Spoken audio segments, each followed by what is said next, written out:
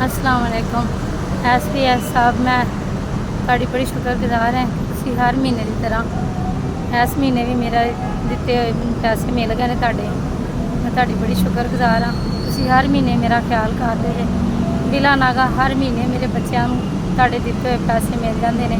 ਹੁਣ ਵੀ ਮਿਲ ਗਏ। ਮੈਂ ਤੁਹਾਡੀ ਬੜੀ ਸ਼ੁਕਰਗੁਜ਼ਾਰ। ਅੱਲਾਹ ਪਾਕ ਤੁਹਾਨੂੰ ਸਲਾਮਤ ਰੱਖੇ। ਅੱਲਾਹ ਪਾਕ ਤੁਹਾਨੂੰ ਢੇਰਾਂ ਤਰੱਕੀਆਂ ਤੇ ਕਾਮਯਾਬੀਆਂ ਦੇਵੇ।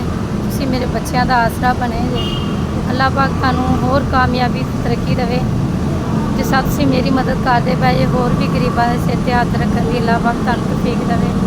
ਤੁਸੀਂ ਵੀ ਜਿਸ ਤਰ੍ਹਾਂ ਮੇਰੀ ਮਦਦ ਕਰਦੇ ਜੇ, ਮੈਂ ਇੱਜ਼ਤ ਨਾਲ ਘਰ ਬਹਿ ਕੇ ਮੈਂ ਆਪਣੇ ਬੱਚਿਆਂ ਨੂੰ ਰੋਟੀ ਦੇ ਰਹੀ ਹਾਂ।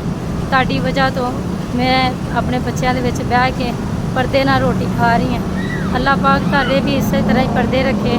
ਅੱਲਾਹ ਪਾਕ ਤੁਹਾਨੂੰ ਕਾਮਯਾਬੀਆਂ ਤੇ ਤਰੱਕੀਆਂ ਦੇਵੇ, ਸਿਹਤ ਵਾਲੀ ਜ਼ਿੰਦਗੀ ਤੇ ਤੰਦਰੁਸਤੀ ਦੇਵੇ, ਹੋਰ ਕਾਮਯਾਬੀਆਂ ਦੇਵੇ। ਮੈਂ ਤੁਹਾਡੀ ਬੜੀ